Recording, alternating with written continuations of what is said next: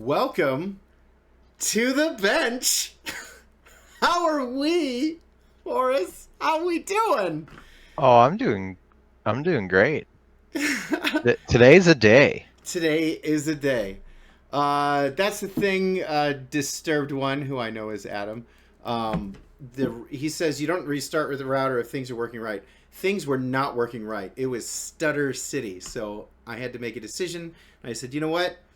We got a show that we want to do well, and we're gonna restart. We might get a few minutes late. And I restarted the router. I feel like it was the right call. And then all of a sudden, nothing else was working. I couldn't. They were like, "We clicked the fucking link," and I'm like, "You're not here though." So we had to restart it again. But you know what? Adapt and overcome, just like the Four Horsemen, right? Let's get started. What do we got? Upcoming events. We've got Actual events. Actual events. Battle for the Ring coming up January 16th through 19th, which I 100% cannot go to because of work again. Confirmed. Yeah, it's very unfortunate. But it is an awesome event in California. A lot of fun.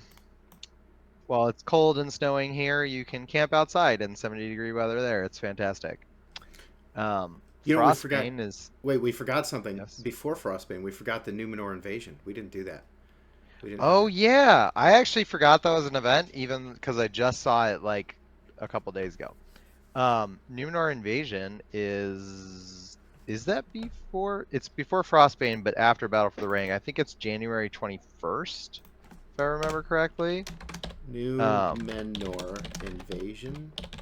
Yeah. Did I spell that right? Definitely come to Numenor. I will definitely be there. That is my hometown. It is a lot of fun. It's not actually my hometown. It's where I actually live, though. What is it? January what? 21st. 21st. Actually, Lee says it's the 25th. 25th. I thought it was the 20th. Anyways, I believe Lee. But it'll be a lot of fun. I actually don't know who's invading, but we take all comers, so. Orc Wars. That'll be a lot of fun. And Frostbane is in Florida, January 30th through February 2nd. Go there if you want to fight some reds. I want to fight some reds, actually. I want to, actually be good with the red instead of just, using my giant single sword. That'd be a lot of fun. Donzer09 and JCraw91. Oh, that's probably Josh. Both of y'all connect with me after the stream, and I'll make sure to get Orc Wars and Forging Pangea added to our upcoming events. Hell yeah. But yeah. Continue as you were. Frostbane. And then Wolfpack opener will be February 22nd. Fingers crossed, should be there. Normally, that's not a problem this year. My work, I have a huge merger the week before, so we'll see. Hopefully everything goes well and I don't have to work another weekend. But it's always a lot of fun. Boxing in a closet. It's really big when you go in there and then you stick 500 people on the field and it doesn't feel big anymore. It's a lot of fun. And then far into the future, so far it feels like more than 6 months away, is SKBC in Missouri, May 15th to 18th, which I will make it a point to be at. Please do. I'm very excited for. Please do. I am getting knighted in Belgarth at SKBC in Missouri. I would love for all of you to be there. That'd be super cool. Let's meet our friends. Well, we're missing a friend. Now he's back. Welcome, friends. Oh. Lil Spicy and Bel. Warlords, Lil Spicy and Bel. Welcome back to the stream, both of you. Hello. What up? And I'm going to do that real quick. All of a sudden, everybody's loud again. I don't know. I'm good at technical stuff. I don't know why. I'm always kind of loud. That's facts. From what I'm told. We're gonna hustle along. The agenda. Checking in with Lil Spicy and Bel. What is a Four Horseman tournament? Let's discuss strategy and loadout. Let's talk about why my bullet points and the symbols are not lining up. Let's discuss individual tactics. How to run or herald a 4 Horseman tournament. What are some similar formats? Let's jump in. Lil Spicy, how are you? What's new? I'm doing good. Nothing really major. We're just keep training for steel, and I'm working in a gym now too. Personal training, helping with people. Tell us about Still this lifting. gym. Oh, well, I'm planning to open kind of a gym space similar to Warlord Academy in Austin, and they do, they do the foam, they do HEMA, they have some Sambo, they do actually a lightsaber group meets there. I plan to have SEA come around and just kind of like an indoor spot where we can do all kinds of trainings on one spot, and I've got like big plans eventually to do some shows and things. Who knows? Heck yeah. That's But awesome, that's hopefully happening this next year. According to Pickles, you won Winter War. I guess. The Scions didn't win Winter War. Spicy did, apparently. Oh, what an honor. Congrats, man. I win Winter War just by attending. It's a good event every year. I felt and sad that I wasn't able to make it. Ah. Bel, how are you? Good. Heck yeah. What's new in your Here. life? Retirement's going well. Fighting retirement's great. Now that I retired, I just do tournaments with weird combos and different weapons. Okay. What are some? War, I did sword and board lefty, and I fought with quarterstaff and most other things. That's fucking wild. Did you win any? And I got very close to winning 2-man with Damon against. We lost to Spicy after a very close fight. And you I'll admit it. I got really lucky. Bel hit me in the head. We were so close to beating Spicy. I had a quarterstaff and a sword, and Damon had a down spear and a sword. Yep. We were so close to winning that 2-man. Okay, quarterstaff and a sword though. I thought you just had a quarterstaff. I mean, it's still a unique combo. In 2-man, I had to have another sword. There was a quarterstaff being used. Okay. In 4-man, I fought with a quarterstaff team where we all use quarterstaffs. Did you guys? And I slaughtered Kai. Hell yeah. Yes. I had the most glorious run up, pump, block, stab, chest. Did Team Quarterstaff win a round? We won 2. You won 2 rounds with all quarterstaffs. Yes. It's insane. I'm great with quarterstaff. It's fucking insane. I love it. It's fun times though. Hell yeah. The objective is to hit them with stick. Apparently y'all succeeded, I guess. Let's move on. So today's episode is about 4 Horsemen or 4-man tournaments, 4-person tournaments. So we're going to ask the question, what is a 4 Horseman tournament? Who wants to take it away? It's a 4v4 tournament, so 4 players versus 4 players. Normally a lot of times has full armor involved and any weapon set you want. Okay. A lot of the current tournaments are going no armor, but those are back and forth. Okay. Traditionally, it's full armor. And yeah. Go ahead.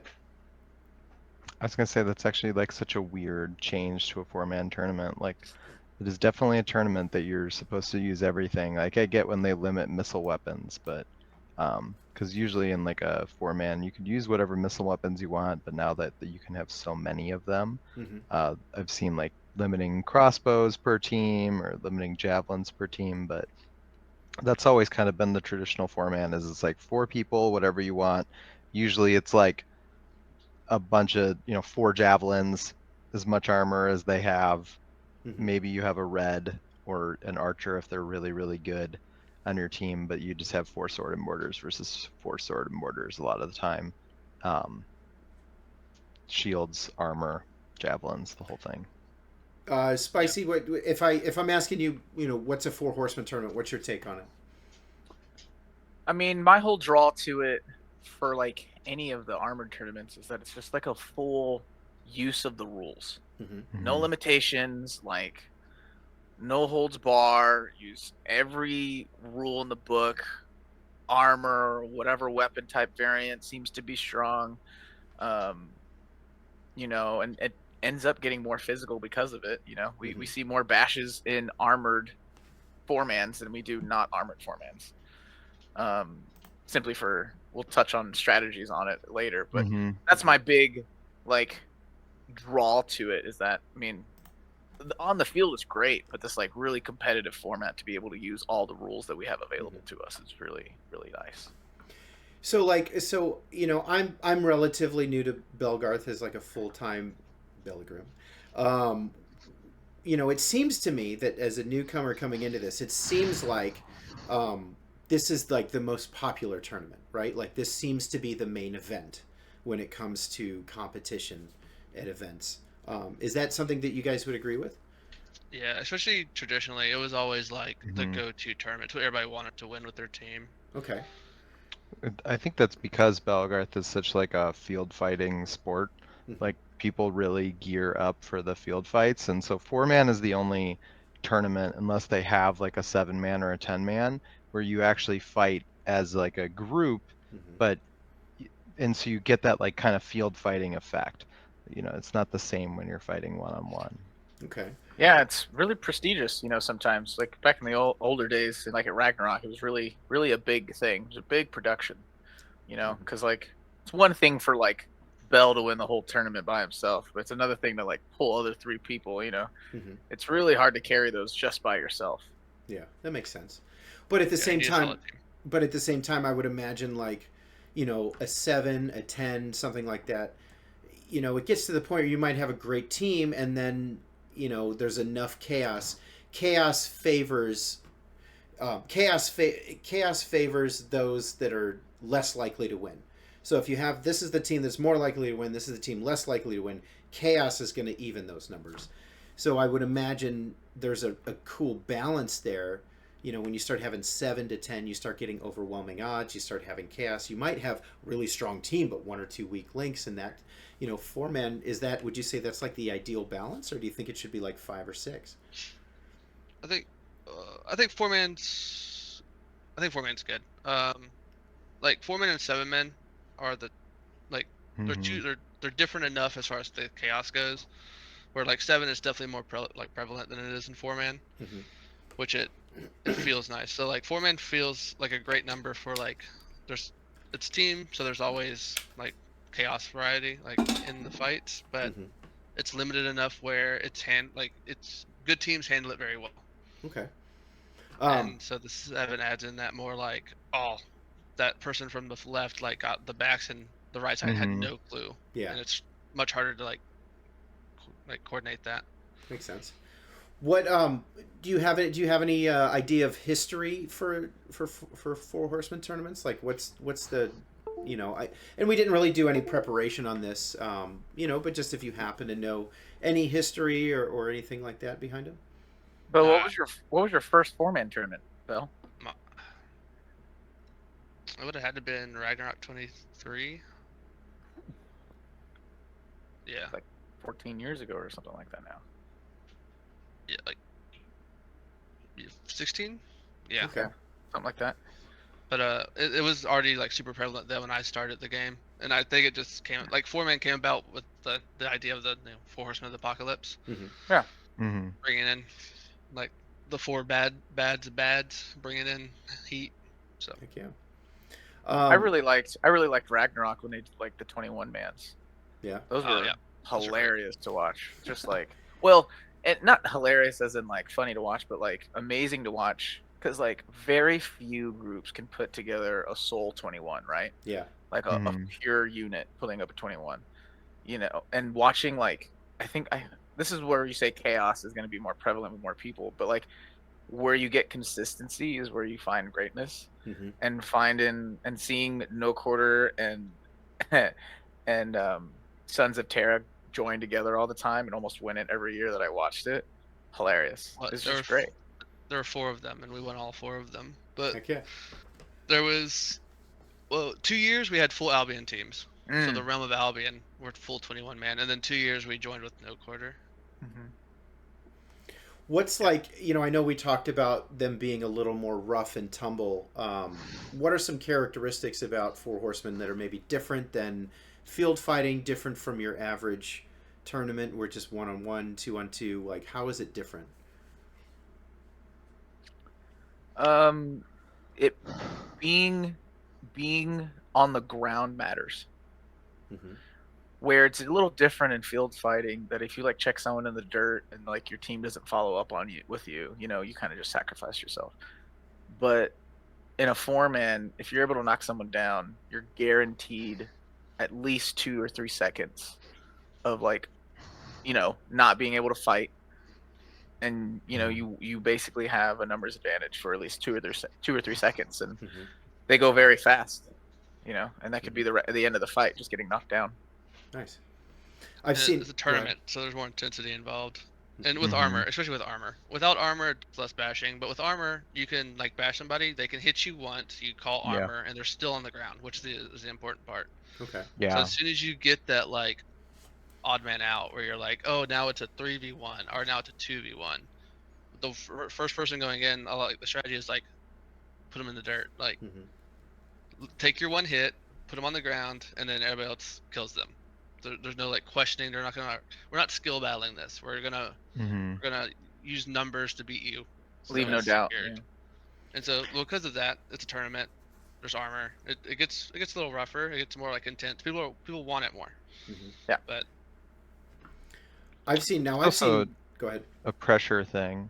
Mm-hmm. When you have multiple people, then multiple people can swing at that one person, and like they're saying, you can like push one person down, but what you can also do is you can utilize different skills where you don't have to just necessarily like beat the other person on might alone. Like if you have one good player, like you can really like lean on them and support them and like let them do their thing, and then once they have killed one person because they got their one-on-one and that's favorable, now you have that numbers advantage and you can just win off of that.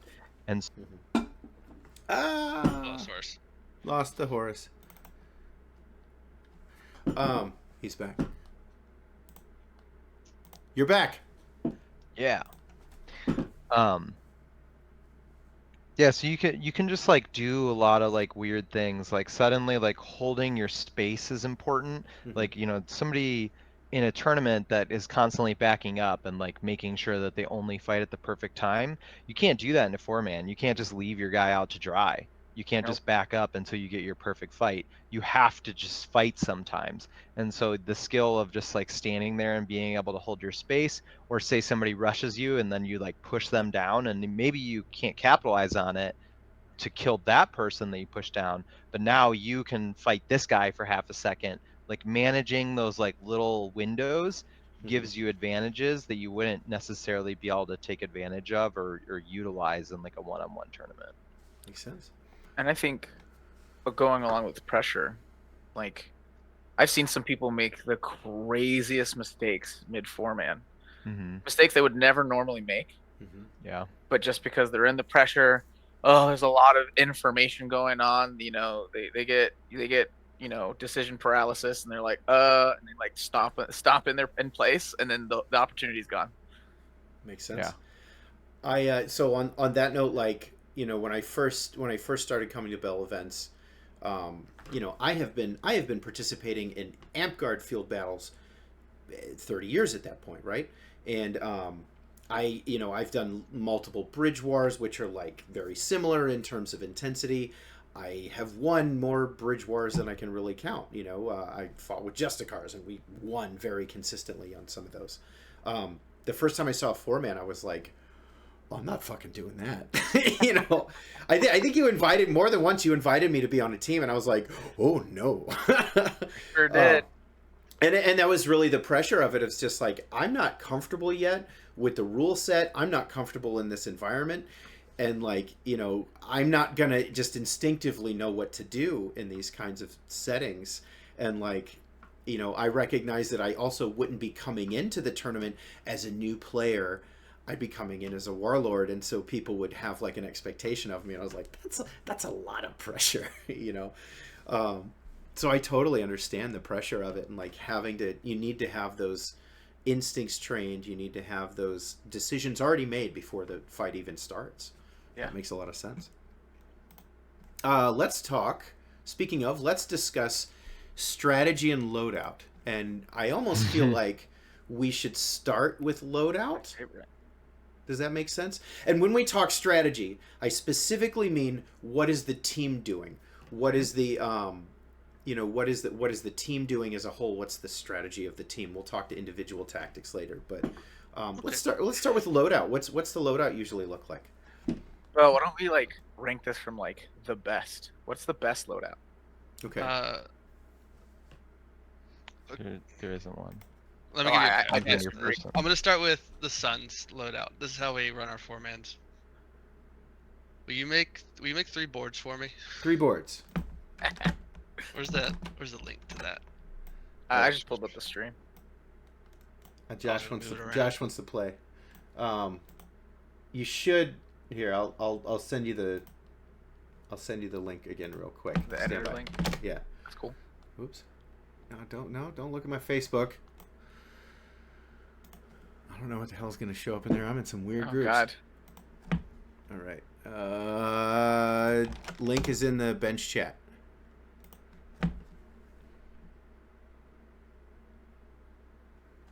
Okay. Okay, so the Sun loadout traditionally is... So at the beginning it was 4 boards. But then we got supports. And then we realized that 3 boards and a support was just the cleanest way to do it. Yeah. And so we had 2 really good supports that we ran forever. We had Shay, who was an archer, and then we had who was a spearman.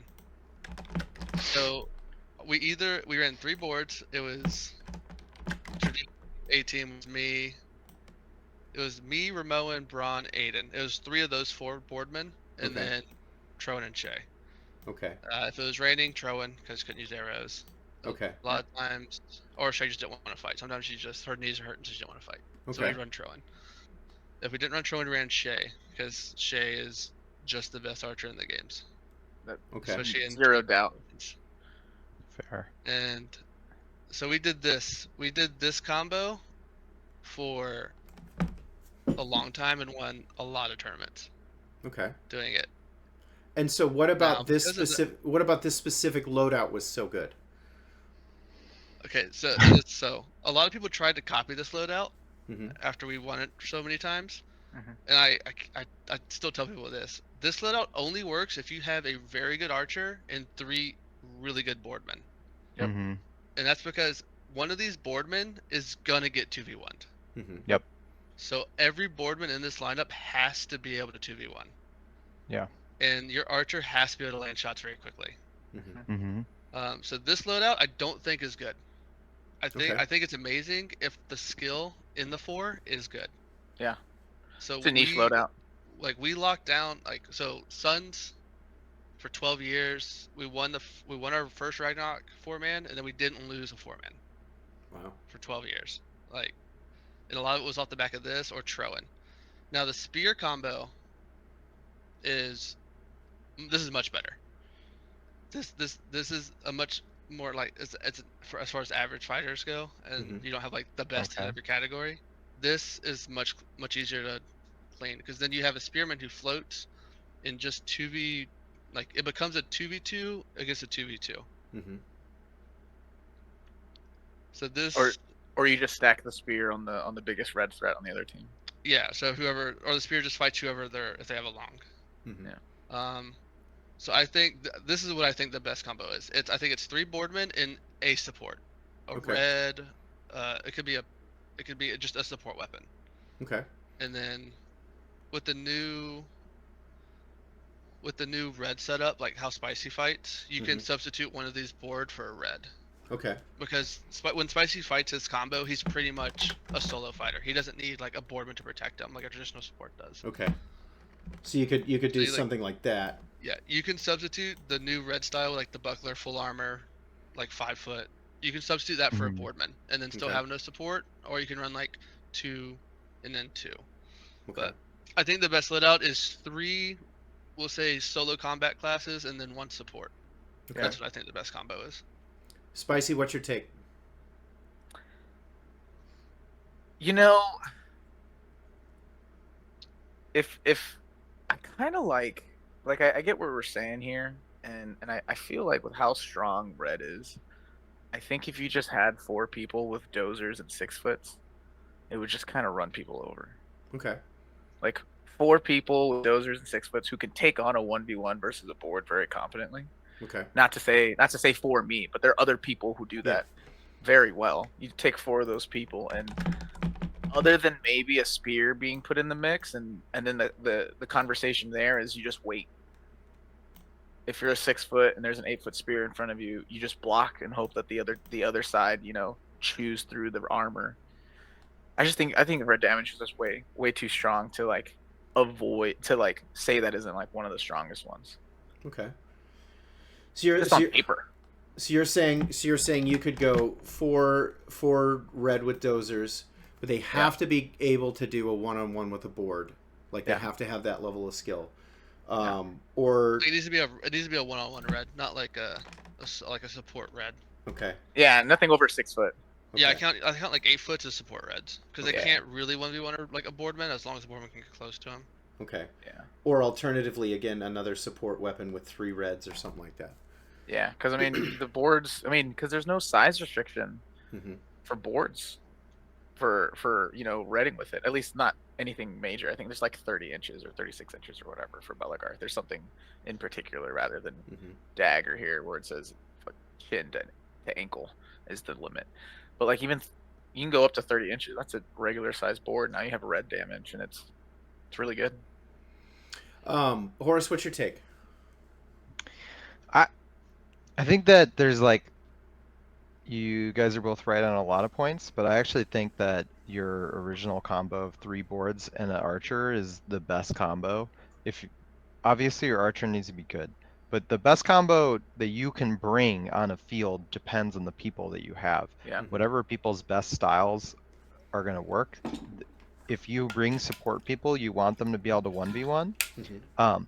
I don't actually like multiple support weapons because if they allow missile weapons, you're going to get shot to shit. I almost said we're going to shoot you to shit because that's what we've done a million times. Even if we have javelins, like you can all just fuck one person. It doesn't matter if they have a shield and a helmet, they are dead. If 4 people shoot them, they're so fucked. They never survive. So if you can bring crossbows, they're not actually that good.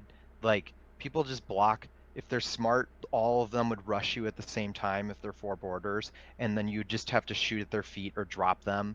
Like the same thing is sort of true with javelins, but usually with javelins, people are more willing to wait because they're just easier to block.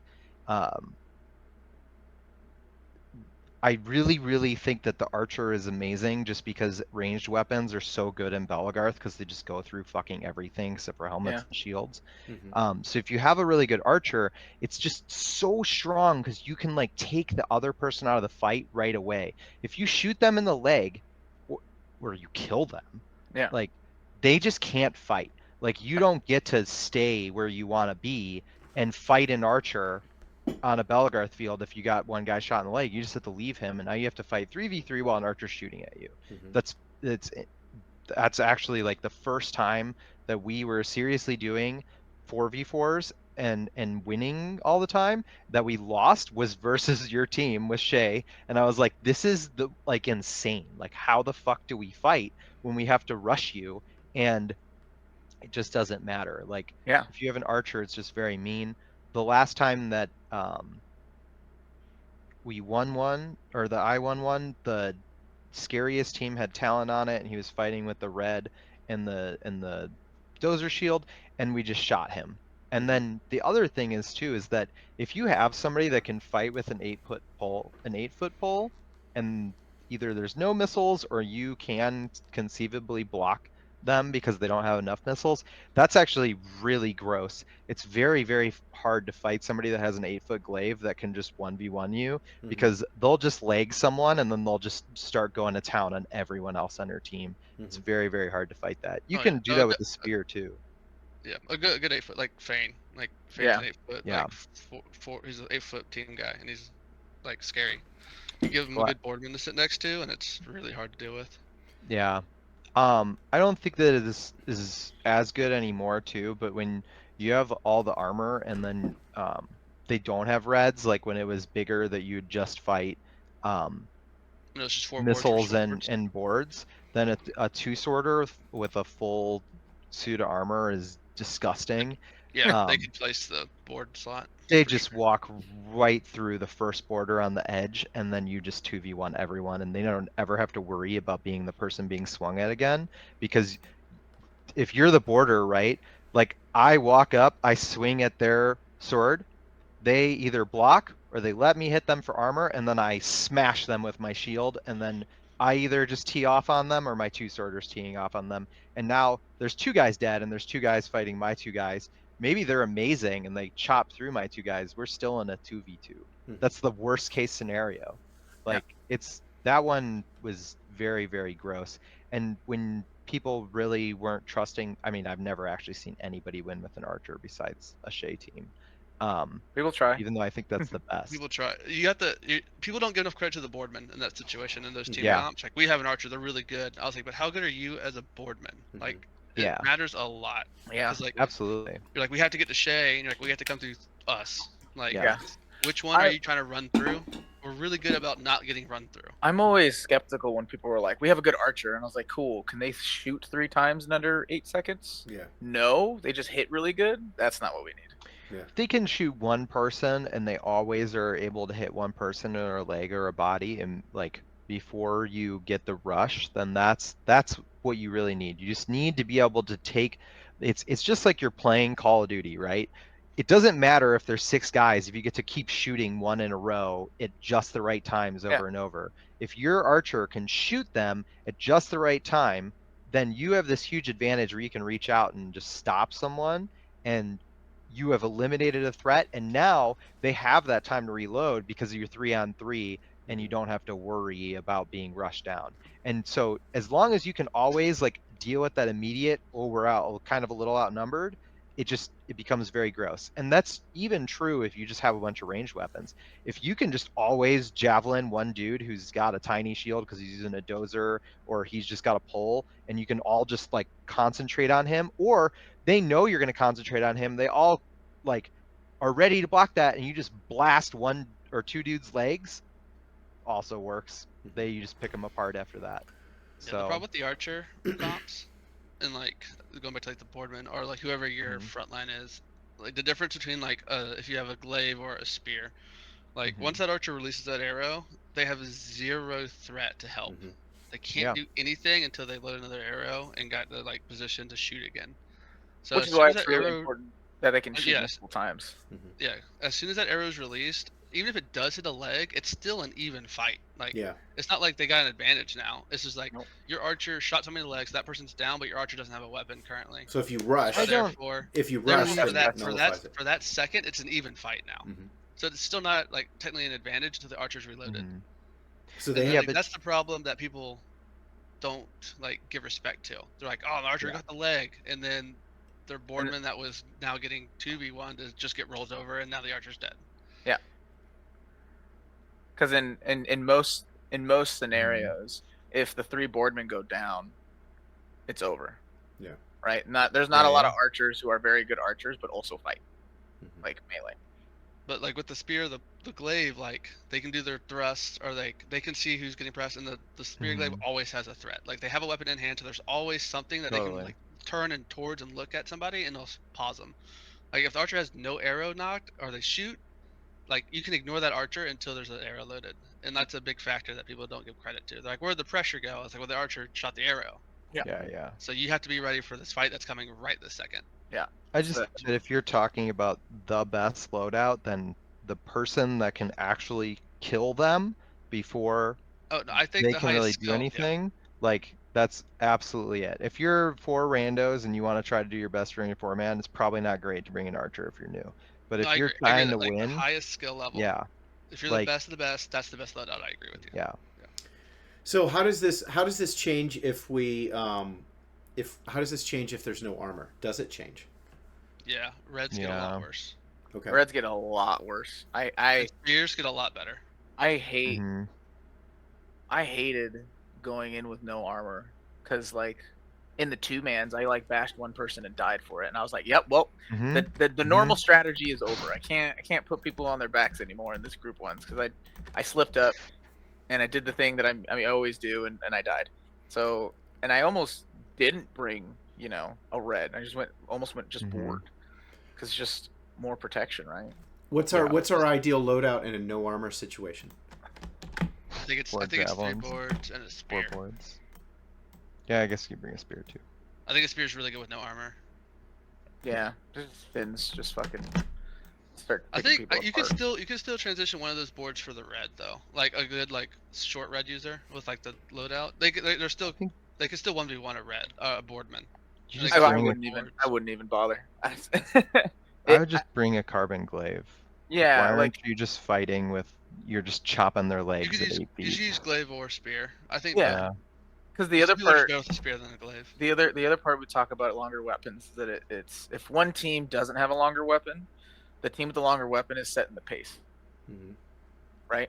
Most teams aren't going to be as confident just running and bulldozing like 4 boardmen versus like 3 boardmen and a spear, or 3 boardmen or 2 boardmen and 2 longs. They're not, even though they should, and we all know that should be what you do, is that the 4 boardmen just kind of rush in and whatever happens. Most people just are not that confident and are willing to do that. So it's always like, oh, what's the red gonna do? It's gonna hit you. Yeah.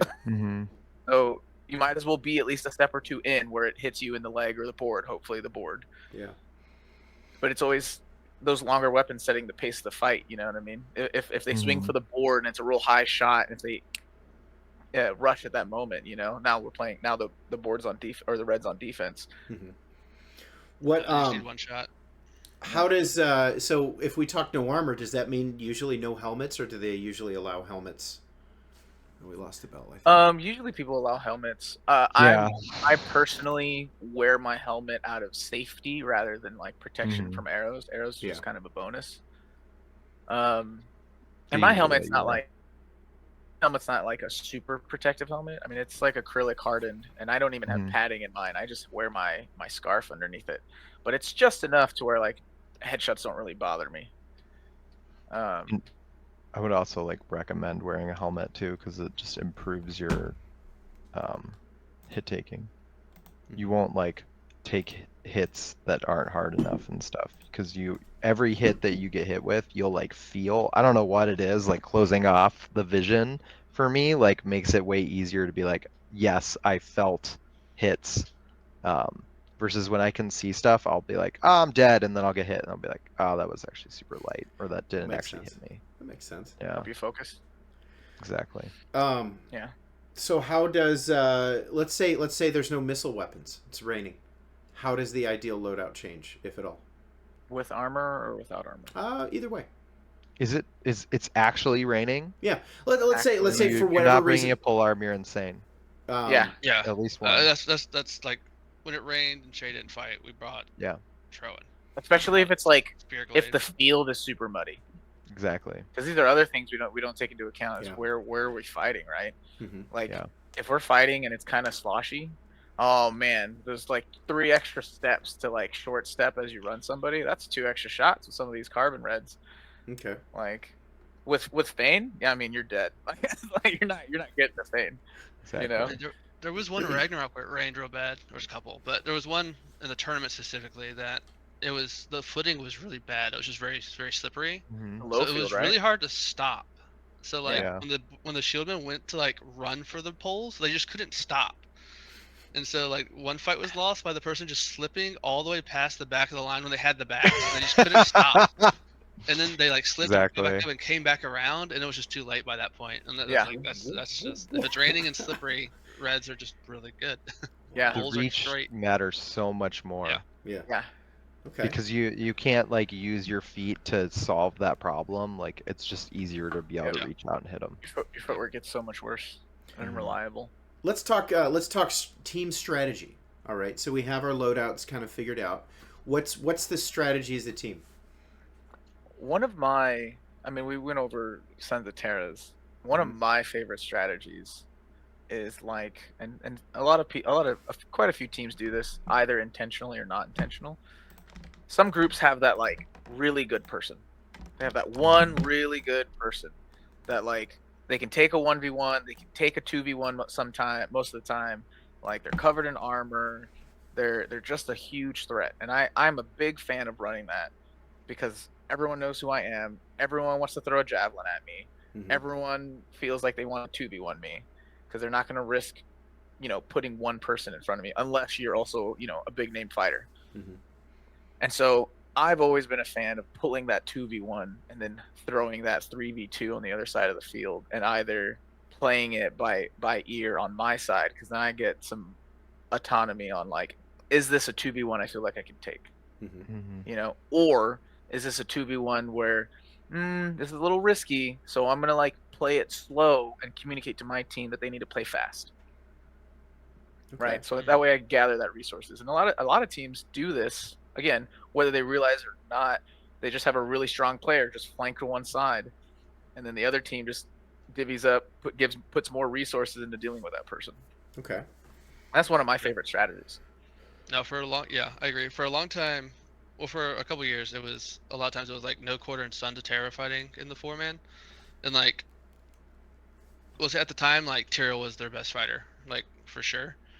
And so our strategy for fighting them, and this is time when it was like 4 boards versus 4 boards. It was Wait. early on. Like, So it was Sons of Terra's you guys versus Yes. No Quarter, and their best No fighter Quarter. was named Terra. Tyrael. Tyrael. I thought you said Terra, and I was like, that's just Uh, ironic. Tyrael. Yeah, Tyrael was their best fighter at the time for sure. And this is back when it was like you did 4 boards versus 4 boards pretty much. Like that was the combo. And so our strategy was I would just go off to the side, like Spicy was saying, and I would just stand there, and the only person who could like match me comfortably was Tyrael. So Tyrael would just come and sit there and stand in front of me, and I wouldn't really fight him. I would just stand here and look at him because like I'm comfortable that my 3 are going to beat your 3 without you. So I'm just going to sit here and look at you until that fight over there is done. Okay. And so that was just the strat for a while. Just take out like some other interesting variations of it is hidden, or is it mind? What is it? It's not hidden temple. Mind temple of mind. What was the Sparmy Bros team? Hidden temple. It was a hidden temple, and Collister was their guy out, which was I don't know. I'm Warlord autistic, and I spent too much time looking at this. And Collister would swing out because they had Fane, Paulo, and Kelty. Paulo, Kelty board, Fane red, and Collister running red, or running shield, excuse me. And he would have this like min red or max blue Collister when he would swing out, and he would hopefully find someone not wearing leg armor. And he would have and he would wear his heater or whatever short or punch shield with a short sword in it. The strategy every time was either meet me out wide and I hit you in the leg and just athletically book it across the field and pull the 3v4, or see it in my head. Yeah, I can too. Like Collister just Supermaning. Or just like pump fake and it depends on how it lines up, right? Because if you give Collister room behind your line, he just sits there, pump fakes you, and then just takes off for the backs of your team.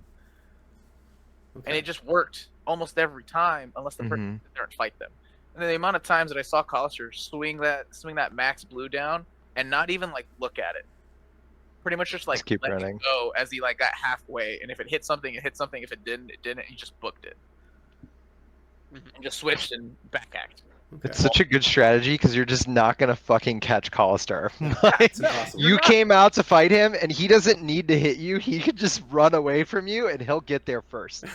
It's just you're just not gonna catch him if you're that behind the eyeball, and you're gonna. And this is where like positioning work, right? Is where you like if you go out to meet him on that wide, instead of boxing him out and turning your back to your team, you're just gonna let him run away with it. And that was one of the other ones that were really good.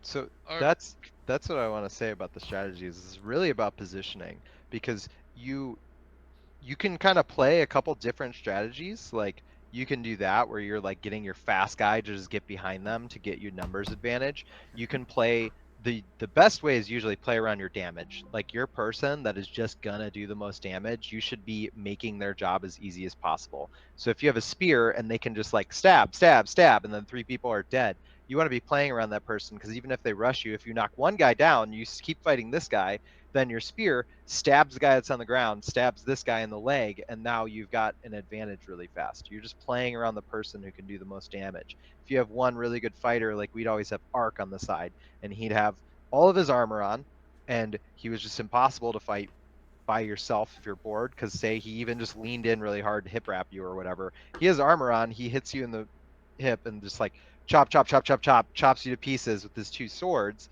And it's just really hard to fight that person. And then once he would win, we would then, keep pushing and take our advantage.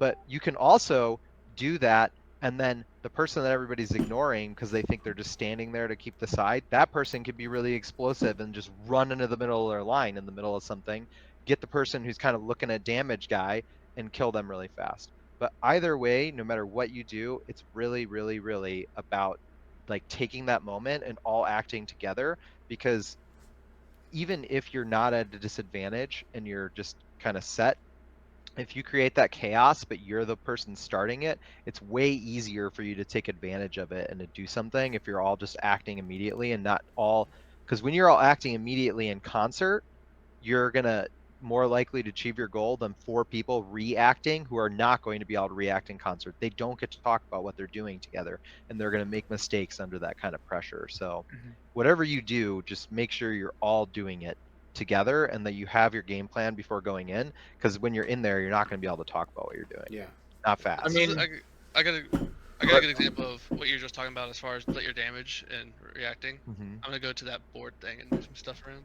Oh, I already moved a bunch of stuff around. You do that. I want to talk about something. Some good communication that my teams always did is whenever I did end up pulling like a 2v1 or a 3v1, I would say it. I'm pulling two. And my team knows that like if I'm pulling two, there's only two left. And so they've got to play fast instead of me being like, "Hey guys, I'm pulling two people. You go ahead and play fast." Yeah. And just those short communications that you set up beforehand. Or instead of just like it being super basic and like kind of telling the other team what you're doing, like go, go, go, now they know that we're doing something. Where pulling two is not necessarily like super inherent. Not everybody does that. It made you speak communicating like, hey, I have two people here and stuff like that. That's a really good point too. Before Bell talks, sorry, real quick. If you want to say stuff to your team and you don't need to code it that much, but as long as they're going to understand, but the other team has to think about it, if they stop to think through the language that you're using to try to understand what you're doing, you're winning. Like they are actively not fighting you and not doing stuff because they're using the wrong part of their brain. They do not want to be thinking language and trying to solve these problems instead of acting and fighting. Like that's bad. So go is bad because everybody knows what go means. Pulling two, like what's the strategy? Is he pulling two because he's gonna kill both of us? Are they going now? Like it's more confusing. So it doesn't have to be super complex, but just don't make it so simple that anybody understands exactly what you're saying. Yeah, don't just say fight him now. Swing at his leg. So we've got the communications, the pulling two. And Bell, do your thing. You were gonna. Okay. Yeah. Yeah. So this, as far as what Horus was talking about, as far as let your damage do their damage. So what we did when we did the Shay combo, so 3 boards and an archer. Our goal was to not die. Our goal was to let her shoot as much as possible. And we did this by playing it, so we wouldn't take space in this situation. We would just play a defensive shell. So it would be center and then 2 sides. I would normally play center, and then we'd have like Ron's lefty, so lefty, and then Aiden or Braun on the right. So we didn't just like talk about this in the fight. It was just kind of, this is how we fight these fights. So somebody's getting 2v1'd. Whoever gets 2v1'd is now weak side. Okay. Since they're weak side, they're not engaging. Strong side, we expect them to 1v1 anybody. So what they always did was they'd push out. I would push towards the side that was weak side to make this angle so that they couldn't help the 1v1. And then Shay would angle towards this side. And then what would end up happening with that is that this person would get pushed off a lot of the time or die. if they just say they got pushed off, and then since I was angling on this side, the middle person who was marking me would get pushed to the side also, and we'd end up in this situation where they come in, we push out, and then Shay follows, and then we get this thing where now they're on this side, and we're in the exact same formation that we were, just on the opposite side of the map. Okay. And like there's like a couple videos of that exact exchange happening in tournaments, where it's just like instantly rotating through and Shay cutting through the thing, and then we're exact same opposite sides, but somebody is shot or somebody's dead.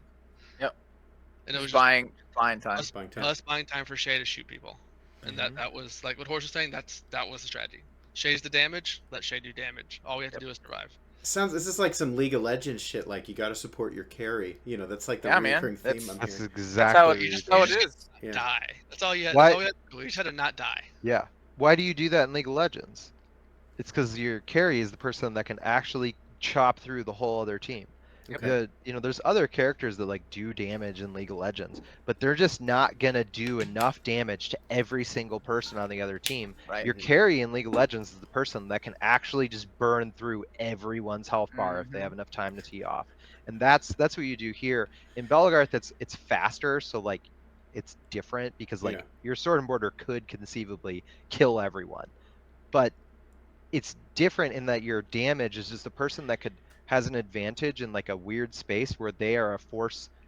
I don't want to say multiplier, but they're able to. You're able to put more force in a smaller area really fast. Spears have that reach, so you can reach past someone. You can just hit them further away. Same thing with archers. You can put more of your firepower in that spot to make it overwhelming. It's kind of like the time to kill, right? Yeah. Whereas like two boardmans, like how many times have we watched like War Gods or Four Mans where it's just like two righties just kind of high crossing, and like by the 8th shot maybe somebody's dead. Yeah. Right. But if you like put an archer and the archer lands a shot, the game's changed, right? Who cares about armor? If the spearman lands a shot, hopefully two-handed, right? They're either taking a leg, taking an arm, or they're dead. With a boardman, you're on a time clock, or with a red, you're on a time clock. Hopefully, with every time you swing your red, you're taking a resource, either a shield point or a limb of some sort, right? Yep. And it's just like you just have a much shorter time to kill with this equipment, and you should lean towards them. But it's also very important that the person using that equipment is very good with it. Yeah. So where do you let's say you have a weak link, like you've got 4 people, one of them's okay. Where do you put the okay person? Cut him on the bench. What about you, Bel? It depends on the loadout. So like if your main damage source is a support of some sort, a glaive, an archer, then your middle actually needs to be like, a lot of people I feel like would stick them in the middle because they don't want their flanks getting wrapped. But if your main damage is your support, I feel like the middle needs to be strong because the middle directs the rest of the fight and keeps the support from getting rushed. Yep. So you can like hover to one side and put the weak with the weak on like the side that you're not playing towards. Okay. If you're playing with like a shorter red, say like a spear or something, you just put like, say one of your boards is a weak link, you just put the spear with them. Okay. And let the other boardmen just be themselves. Yep. That's what I'm saying. Makes sense. Stand in front of your support. If you have like a really good support fighter, then just stick a meat bag in front of them, so they don't just immediately get rushed. Okay. Or just tell them that their job is not to kill people. Their job is to make sure that their spear lives for 1 second longer. Okay. Like, all you got to do, this is just true in field fighting too, everyone does not need to kill the guy rushing the spear. The spear can kill that guy. The problem is that guy gets past and chops the spear's arm. They are suddenly way less lethal. Yeah. They're way less lethal if they kill that person. If they can suicide charge and hit that person, that's bad. Don't let them kill your person. All you have to do is make sure your person doesn't die. And so you can either block for them, great, but even better is just knock that guy down. Like, he's rushing, he's not trying to kill you, he's trying to kill your spear guy, so as soon as he starts to swing, you go BLAM! And put him in the dirt. Or at the very least, be a speed bump. Yeah. Yeah. At the very least. Just get in their way. Just be Yeah. between them and the spear.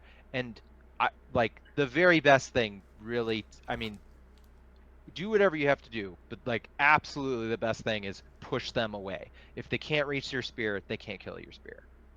Makes sense. I was dealing with as far as like the weak link. So, say if you're like a strong fighter on a team that's you think it's weaker overall, like you're the best fighter on that team by far. You bring the most pressure just by presence. Mhm. What I like to do is, so like you line up on the sides normally when you start the fight. As the fighter, instead of like going out like we talked about before and just drawing somebody, what I like to do is as that fighter take as much space as quickly as possible down the middle and make them look at me. I was like, your team now, like this whole all four of them have to look at me now. Yeah. So it gives your like say weaker fighters or not as experienced fighters just a lot more space to play with. So now they can play with all this space without having to worry about getting pressed in. And just as the present, as like the strong presence, be like you just kind of you sit here and you're like deal with it. Okay. And if they try to deal with it, now they have an opportunity to come and do something about it. So that's what I Okay. like to do is like the strongest fighter on the team is just use your presence. Yeah. Like Okay. Spicy can do it too. Like he can just take space in the middle of the field, and like we have to deal with him. Like we can't we can't just let him sit there. Yeah. He has to be One of- dealt with. Oh, I also want to talk about an interesting strategy on my autistic nerd studies. One of the most interesting strategies that I always appreciated, and this is very much group and player specific strategy, similar to like three shields and an archer, was the no quarter like first team or team A or team black or whatever they call it, the first string. For a while, it was Kai Tyrael, and then Malkin, and then a floater for the fourth. Didn't really matter who that fourth one was, and it was very interesting watching the strategy because Malkin, if anyone doesn't know who Malkin is, or Gary Black, he probably fights with the longest red swords in the game, and pays a shit ton of money to Brett for it.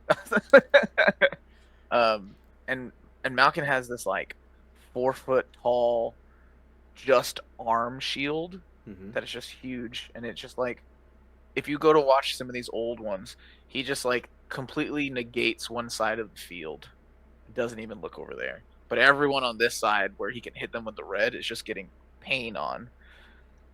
But that side that he ignores is Kai and Tyrael's side. Mhm. And what Kai and Tyrael do, from what I watched, was they either take that 2v2 and they just go count to 3 and then just bum rush whoever's standing in front of them. You know, they're 6 foot, 6'1". You know, they're very good fighters, covered in armor. More times out of not, they would win Mhm. because the other team just wasn't ready to get bum rushed by very tall people who are just throwing blue shots down, and it worked a lot of the time. It was a very Okay. unique strategy that they had for a really long time. Interesting. Fane kind of filled that role once Malcolm. Yep. was out of it. Yeah. So let's talk Or- about individual tactics. So we talked about what the team is doing. We talked about supporting the carry and all that other stuff. I am a person in a 4 horseman tournament. What do I need to think about in terms of my personal tactics? Fight your person. Okay. Like, it's 4v4. In a perfect world, everyone fights their person, Okay. and if everybody wins, your team wins. Okay. Right? Like, at the very least, the person standing in front of you should not get free time to do stuff without you fighting them. Okay. Just like on a basic math situation.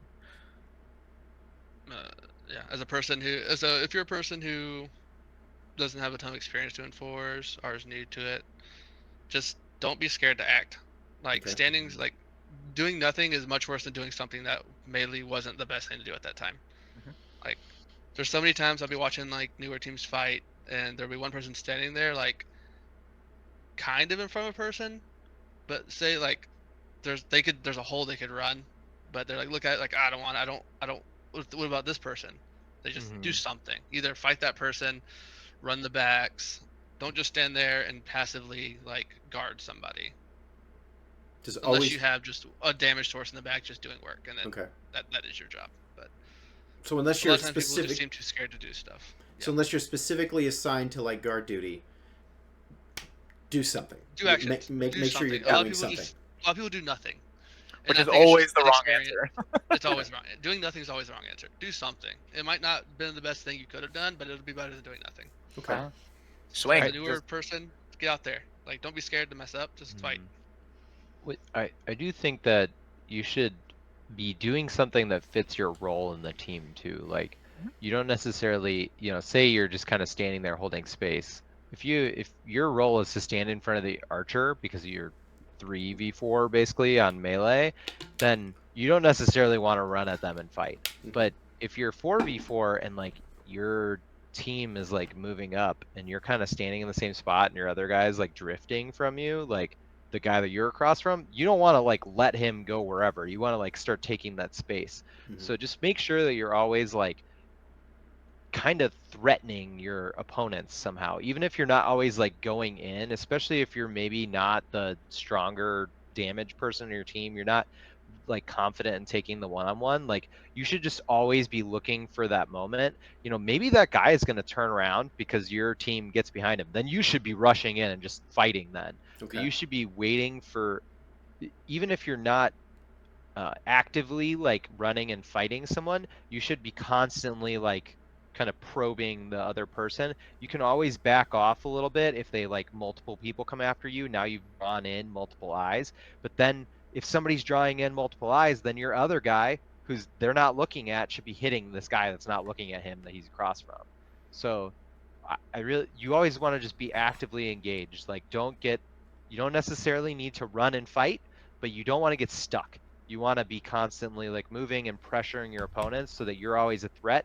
And if they stop paying attention to you, just start fucking them up. Like, that's your moment. Okay. Space is king. Don't give it up for free. Okay. Yeah. And then Go all ahead. you poles with just people standing in front of you, swing, stab, Yeah.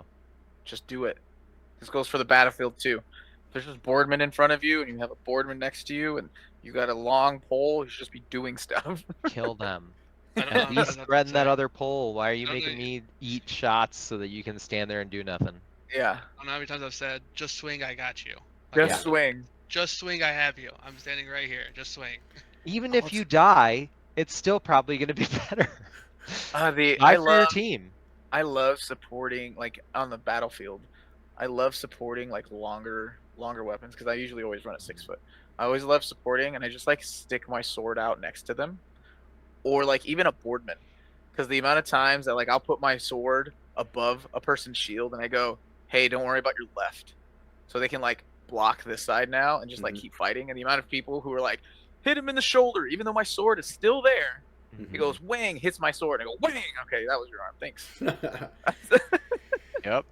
What? Okay, so let's say I'm newer to Four Horseman thing, and let's say I'm a mid-level fighter or something like that, and I'm engaging somebody.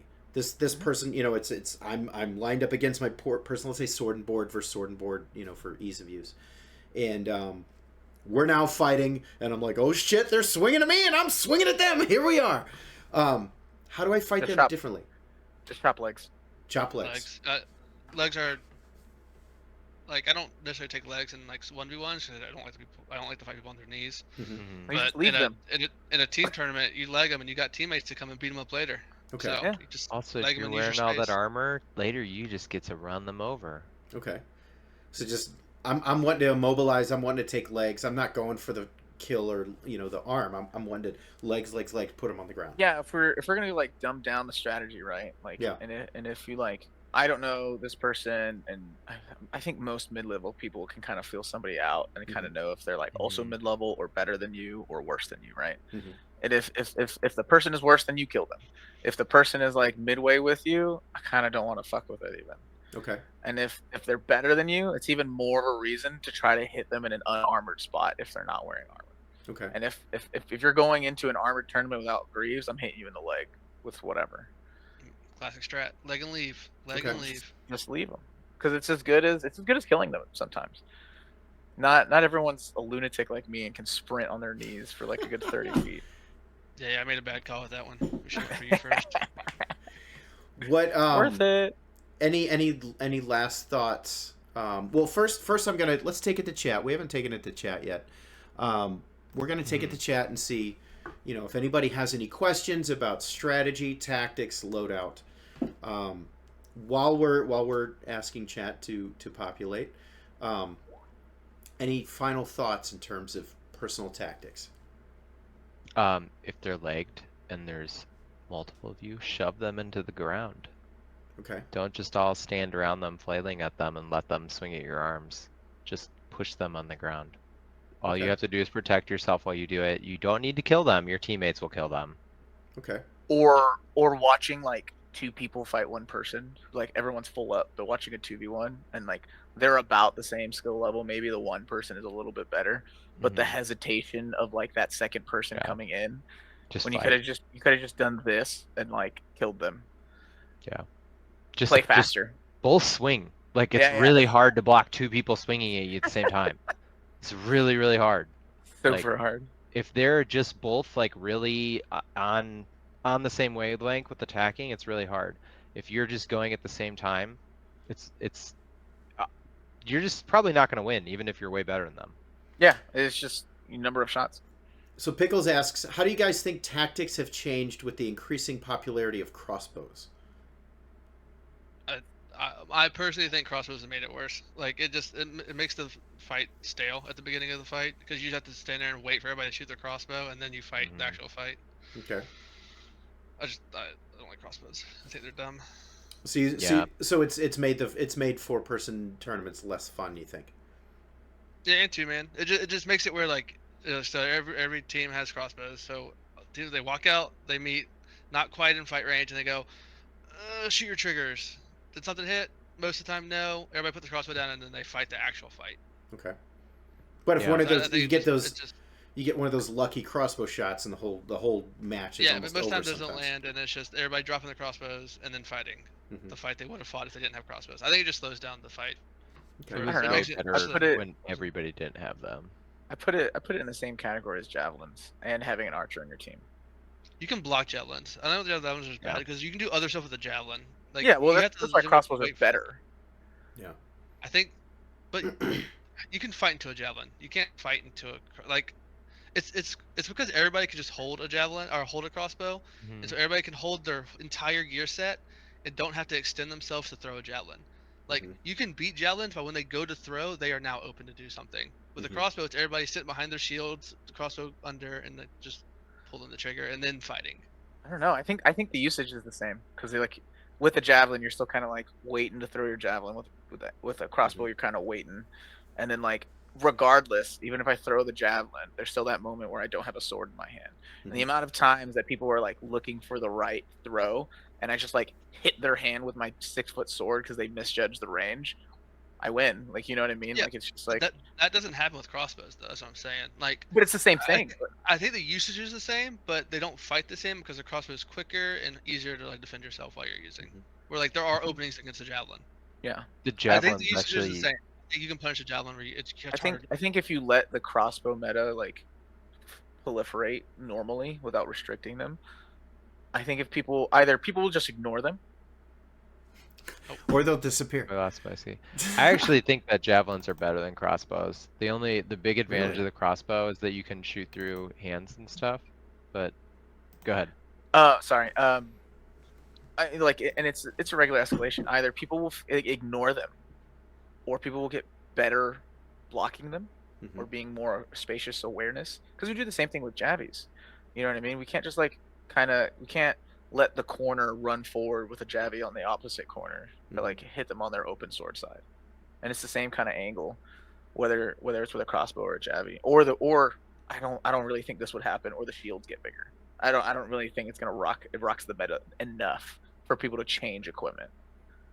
Like I do agree the usage is the same. I just think the crossbows just are like a dumbed down version of a javelin. I agree. So it makes it Totally. I think that crossbows just make the problem that you would see with javelins if people were better at throwing them obvious, because everybody can shoot a crossbow and pretty accurately or relatively accurately, whereas throwing a javelin is like a skill. that you have to actually be good at. I agree Like- with Horus on that one. I think it's a lot easier to just point and shoot a crossbow than it is to, because if somebody's never thrown a javelin before, it's not hitting anyone. It's just but not. if you've never shot a crossbow before, it's still the same gonna- story. I don't know if I agree with that. I Look- think it still Look, hits somebody. I shot like 10 shots at like my war god and hit one of them, and it was the Yeah. luckiest shot ever. And the rest of them didn't fucking matter. Th- And I'm like that's- sitting there trying. Like I'm trying to shoot them. But like that case is why I think it just slows down the beginning of the fight for no reason. Totally. Like, Well, But and that, first, we are banning crossbows. Sure, everybody knows. Sure. We'll have armor though. We'll have armor Right. though. Does all right. Broke the game. so I mean, Have it not on Spring War, and I'll be there.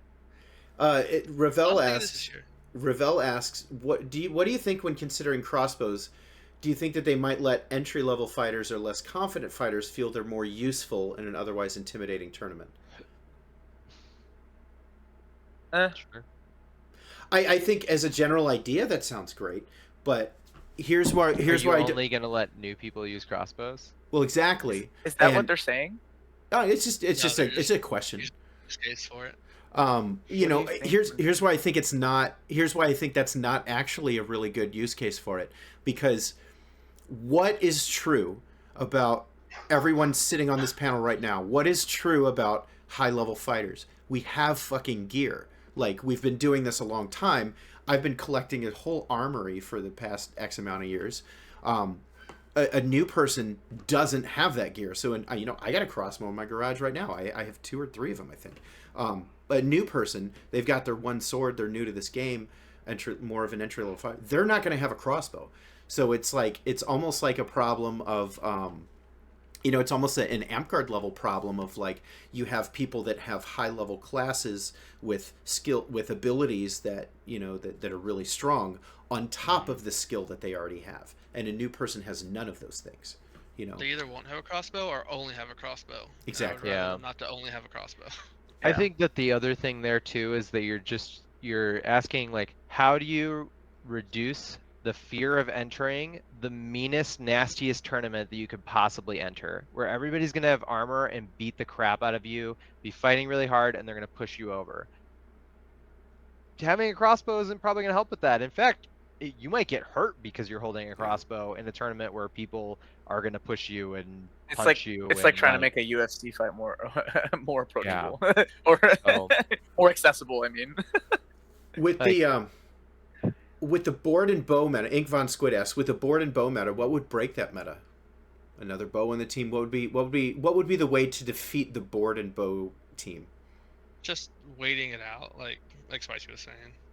Okay. I don't think it's not. You don't really need to beat it. You just have to wait for it to get shot. how many arrows does You all Shay need to- usually take? Does she take a full 6? I think so. You have to block one arrow, and then you all have to rush at the same time. Yeah, No that's more the than other 6. that's the other strategy. I mean, it's either you wait for all 6 or you bum rush after the first shot. Okay. Yeah. Or, Also, you push. wait, were they talking about like the crossbow meta No. or like No, a no, character no. meta? The y'all's Oh, Three field you and got- archer. You gotta your 2v1 has to beat the board in front of them and put Quickly. pressure on the archer. Okay.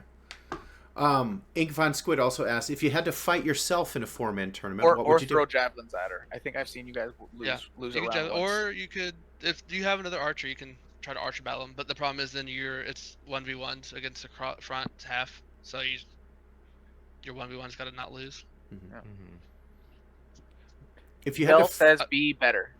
I think it's an easy comp to beat if like the boardmen protecting the archer aren't the best, because then you just find the weakest one and punish them. There's no real like comp that's just gonna solve your skill problem. Mhm. It's how you use what you're doing. Like, are you utilizing the skills of your fighters as efficiently as possible? I mean, my super hot take for like below 7 and below group tournaments, that like if every, like, for example, if every person on your team is like competent in group fighting and is like warlord or sub warlord level, all they need to do is fight their person and you can most likely win. Yeah, we crush 7. Yeah. But and it's just like, and it's always this argument I hear where people's like, oh yeah, but we fight together all the time. Like we have really good team tactics. I was like, yeah, but I just slot shotted the 3 of you with a red sword. Mm-hmm. Your team tactics had nothing to do with that. Like I just ate you alive. Inkfon Squid asks, if you had to fight yourself in a 4-man tourney, what would you do? How would you beat yourself? Just FF. I'm unbeatable. Yeah. There. He stole it. The times that I lose or that I know it's my fault is when I don't play patient enough and I Okay. just get eaten up by Javies. Okay. And it's like, yeah, it's the main issue. Because I can go fast enough to where it doesn't matter. Like I can kill enough people where if my team is losing on that side, I can kill enough people to catch up. But it's those times where I'm trying to like getting the fight or focus on throwing or shooting my projectile too much instead of blocking. And then I take 3 javelins and like one of them hits me and it's over. For me, if you have to deal with the easy way to deal with me, well, the thing that locks me down the hardest is when it's either a board and a red or like 2 reds looking at me at one time. Because I can survive, but I can't really do anything else but survive that situation. So it's me surviving and hoping my team's winning. Yeah. The best I can. So that's what locks me down the hardest is when it's just like a red and then something else with the red just looking at me.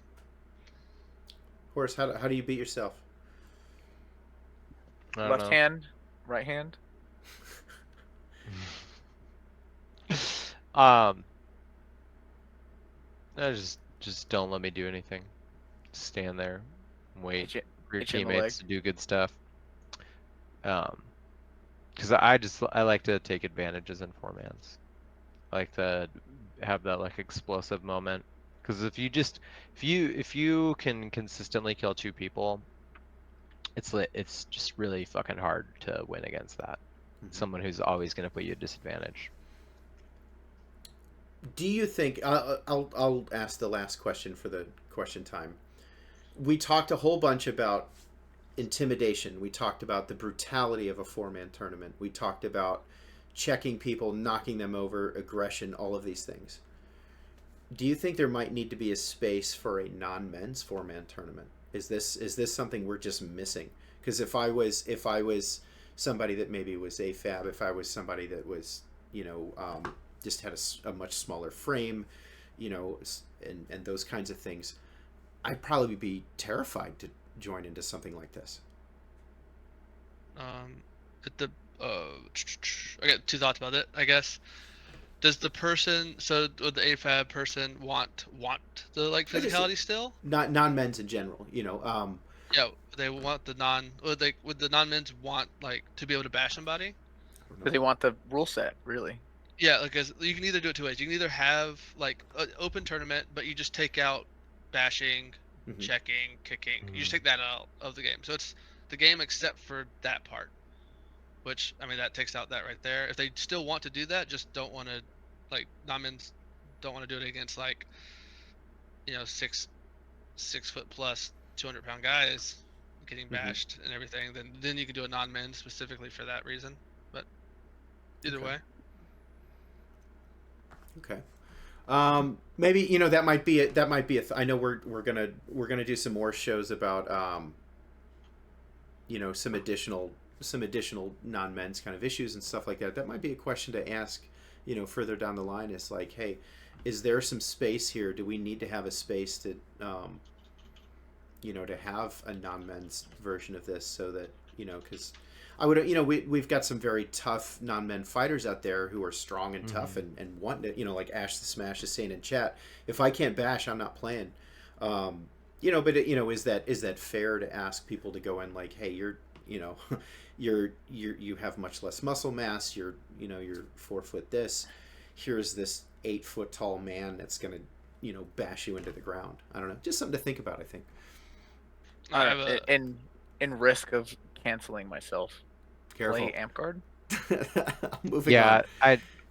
Like, what's the point? What's the point in changing the complete rule set? Like we just talked at the beginning of this whole thing, that what is the spirit of 4-man? The spirit of 4-man is the full rule set. Yeah. And being able to use everything within our power. And that's kind of Belagarth. Okay. That's Beldag, is to be able to do that physical side where in amp card, you get the same thing. Like the amount of times that I've watched tall people just walk at short people and just rain high crosses and shield sides because the tall person or the short person can't just like check them Yeah. and keep them in their place. You're gonna get the same problem there. It's just gonna be a different flavor. Makes sense. And Yeah, if you don't want to use a mouthpiece, play amp card, I guess.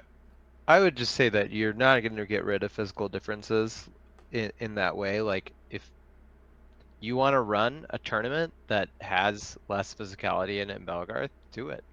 Like, run it, explain to everybody what the rules are, people will show up. If you think if it's going to make more people participate and they have fun, then it'll take off and people will love it. If you have the same people come and win and they just aren't bashing people, then and it's not exciting the group that you're trying to get to fight, then you have kind of your answer of why people think that they shouldn't do it right now. Makes sense. have a pretty- Go ahead.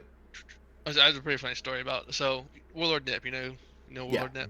No. Okay, so this was one of his first like Winter Wars he came out to, and this was a 4-man that like one of those last like 18 Suns did. So he full armor, fully get up. He comes up and asks me before a tournament. He's like, so he's from Amtgard, or like new to Belgarth. He's like, so I heard Suns get really rough in these 4-man tourneys, and I looked at him. I was like, nah, I don't think so at all. We don't get that rough at all. And then we bashed a lot of people that tournament. And then afterward, I walked up to him. I was like, I realized I lied straight to your face. I'm sorry. We do get.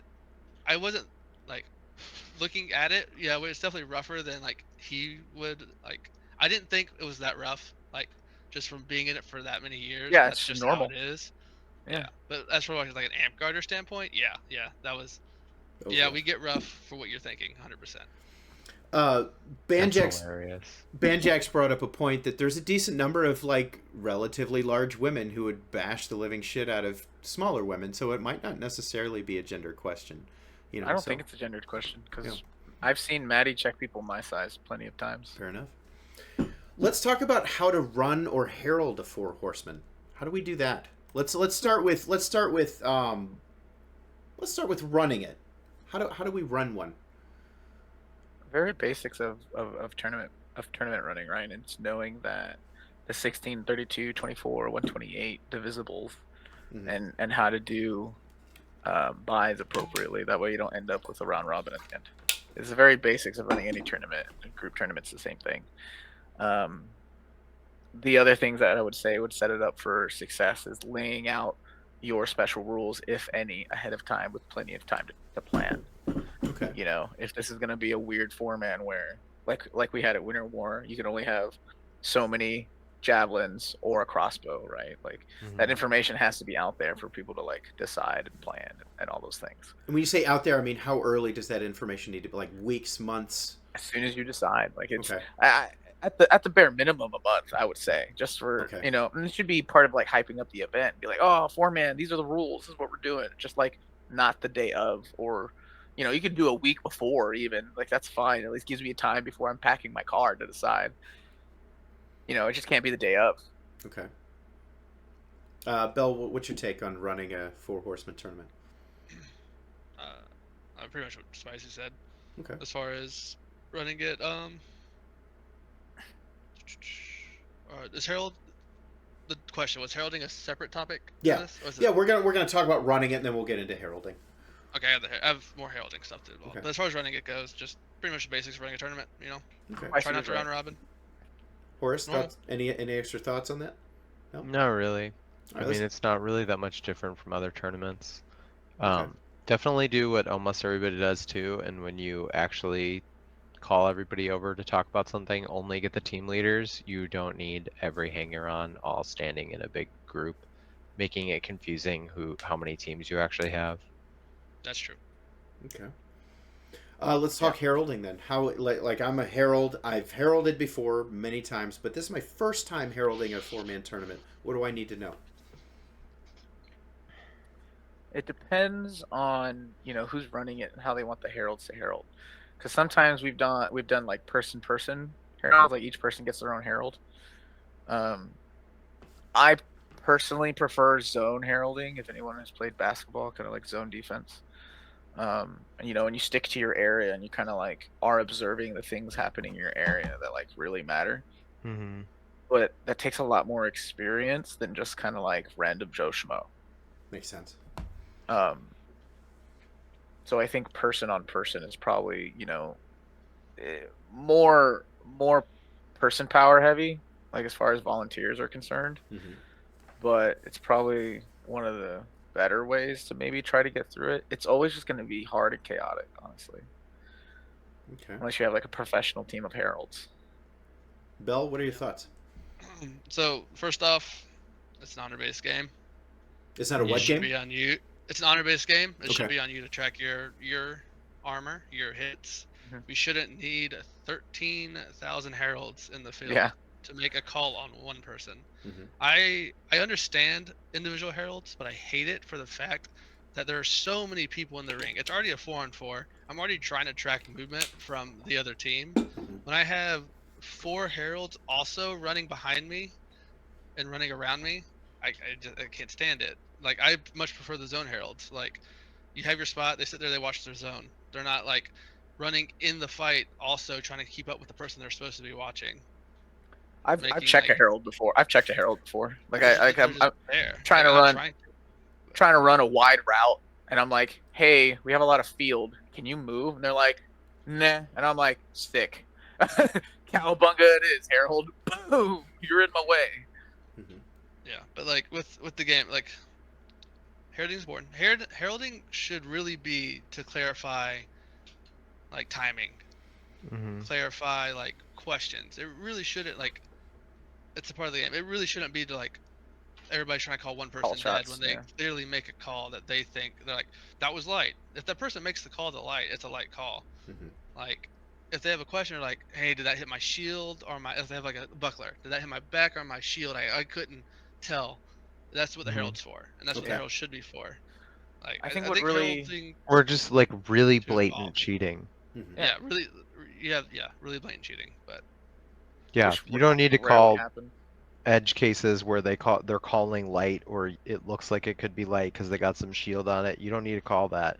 But like if somebody is just like clearly dead and still hitting people, like and everybody's like, what's this guy doing? Like you should be calling him dead. and I will say with armor tournaments, I think having a herald to watch arrows from an archer is actually good That too. because it's just hard to fill arrows on armor sometimes, Mm-hmm. Mhm. Yeah. depending on the distance it traveled and what it actually hit.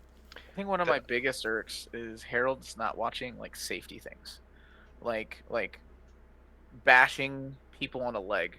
Mm-hmm. The amount of times that I've been bashed while on a knee, and specifically talking about more than 2 steps, right? Because more Yeah. than 2 steps is a bash. I think every time I get bashed on a knee in a 4-man, it's over 2 steps because I'm fighting with a red. Mm-hmm. Like Yeah. they're over there. There's no way you got to me in less than 3. And then I'm on my back laid out, and I'm like, where's my safety call? Mm-hmm. You know, or even like bashing from behind, or like I my mean, God. yeah, and probably watching the haft on weapons. You know what I mean? The amount of reds that I've seen get thrown that just hits people with haft. People either take it, or you know don't take it, or get hit with the legal portion but call haft anyway. Mm-hmm. You know, And that's those are all of these points are great because the main thing that I want to say about heralds is please pick people who are experienced in fighting, who are not afraid to say something during the middle of a fight and like make a call. Mm-hmm. I love the idea of individual heralds. I love the idea of somebody watches each person. That sounds great. In practice, there's always quiet people who won't say anything. You'll blatantly see they have a personal herald. They watch that person get shot.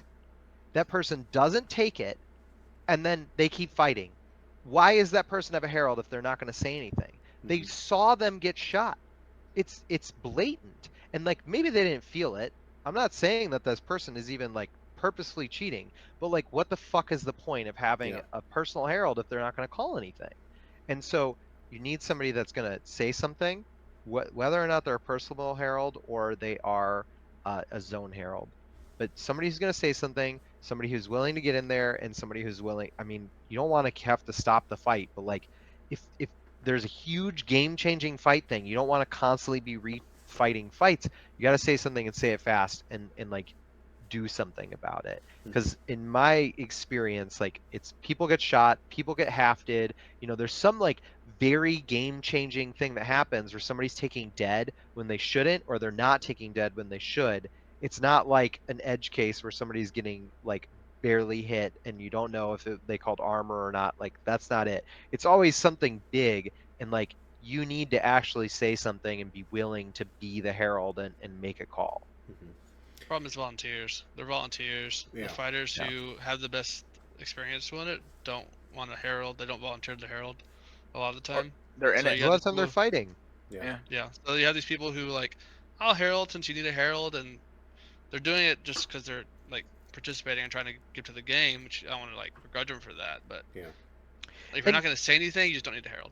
I want to say that it doesn't matter if the person's a fighter a lot of the time. Like, honestly, for most of the calls that are egregious that the herald needs to make, they just need to be willing to speak, even if they can't fight. Like, they just need to say, "You got shot. Like, you're dead." That's the type of call that like you're dead, you're alive. You just need to be able to do that real fast. Yeah, like, those big major observation things that you wouldn't be able to call as a fighter. Yeah. But watching it being, well, obviously it was half, or obviously you took 3 or 4 steps before you checked this person or bashed this person in the dirt who was already on a knee. You got legged, and then you took 7 steps to kill the glaive. Like, that stuff's so blatant. You don't need to be super good at fighting to see it. I know this was an amp guard problem for such a long time, and they talked about it. They need Reeves with sack was the phrase that people used a lot. As they just, the Reeves that, which is the Reeve is the amp guard version of a herald. They just need to have the ability to call shots, actively just advocate for what they think happened, and it's just a reoccurring problem. Not problem, but I think a reoccurring issue across foam sports. Is just amp guard I think has a different issue with that because it's more of like a revolving door of volunteering. Yeah. And that's with the whole thing from top to bottom of organizing an event to reaving a fight, is that it's just a revolving to get awards. Yeah.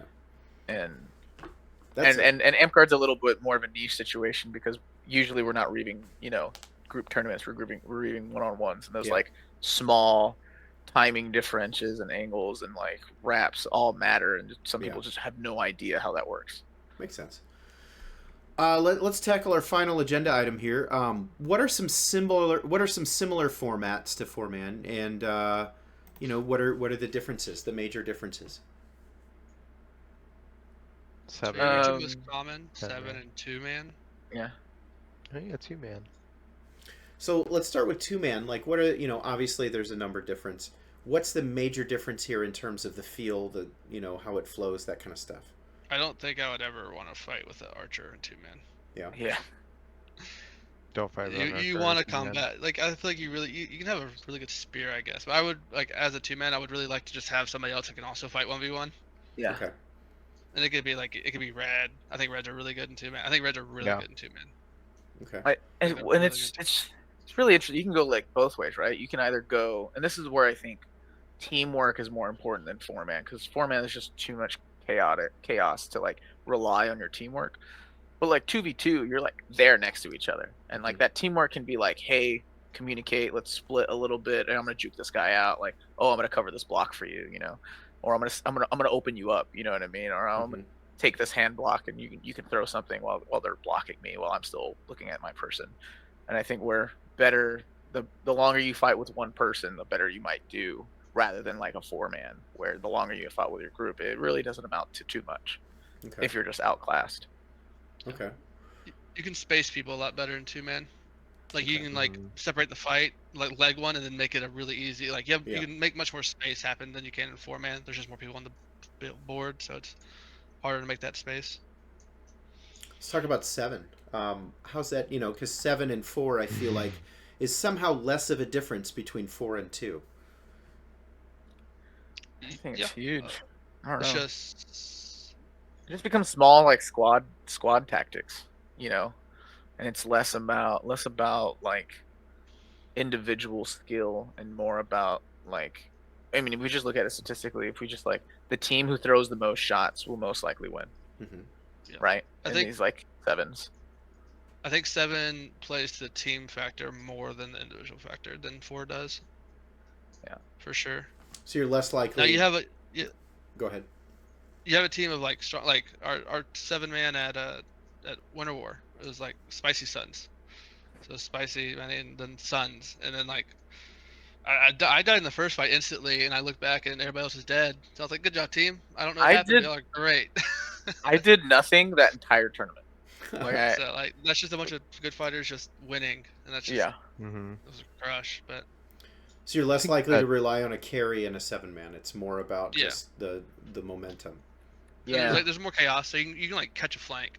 Like the person on the way outside can like beat their outside, and it's hard to communicate when there's like 14 other people on the board. Yeah. So like they can just run backs.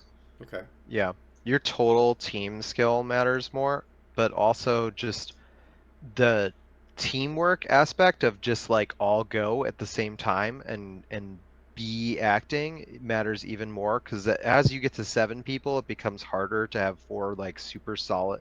With 4, it's a lot easier to find 4 super solid people who aren't going to crack. When you have 7, there's somebody that's going to crack. They're going to do something wrong. They're not going to protect their team. They're going to fight for themselves.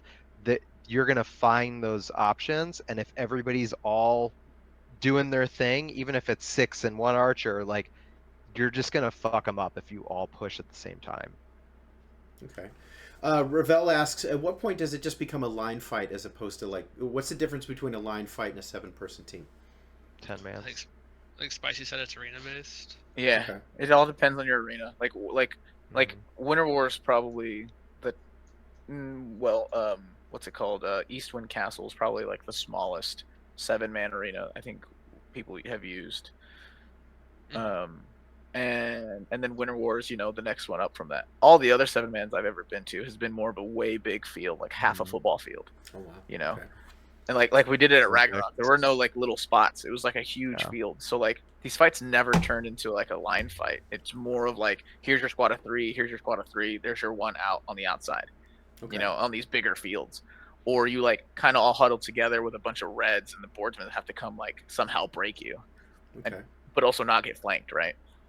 And so, yeah, I don't really think most of the time it dumbs down to line fights, even because like even in these small arenas, like you could still win that 1v1 and just wrap around.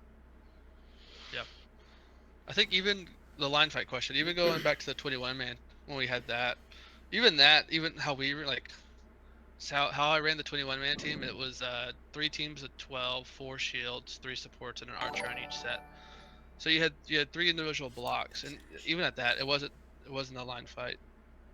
Yeah, it was just 3 blocks. You had middle and 2 sides, and they would push. It was like the 4-man, just there's bigger blocks of people. Bigger blocks, yeah. So it wasn't even that wasn't a line fight. That was whichever one gets it, it just crushes. So here's a hypothetical question because we got a few minutes left. Let's take tactics, strategy out of it. Let's keep composition in mind, but let's get rid of like how long people have been fighting together, how well you know each person. Let's also take the 4 of us out of it, so we're not involved. We can't pick us. Let's make our ideal 4 Horseman team. Let's take us out of it. You can't pick you. Can't be in it. Can't be in it. I'm out of here. I can't be in this one. And let's also, let's like, oh, we know so and so and so and so have been fighting together forever. We got to include them. No, let's just in terms of what's our ideal 4-man. What 4-man do I think would win the most? Yeah. 4-man, Ramon, Braun, Aiden, and Shay.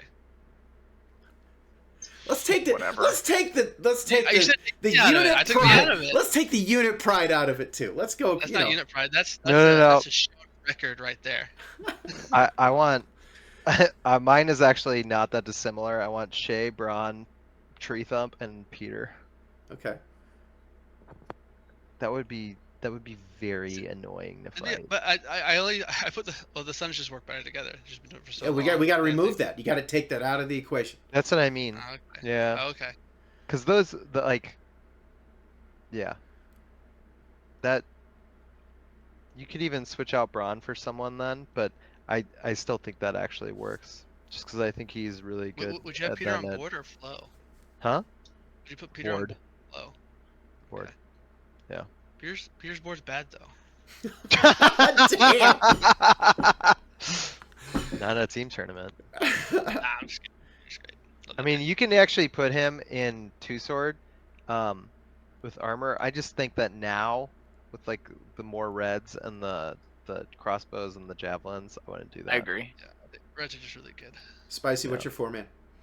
Oh man, I so far I have like Fane as my pole, Hollister as my wide, like going out solo, and then just like 2 boardmen. And I almost want to just put Kai Tyrael there because they're like the best 2 boardmen that I know that like can hit. That can hit teams very, very well. You know what I mean? Other than Okay. that, like me and Bell, like Collister's washed. He's old and fat, so he's not running anymore.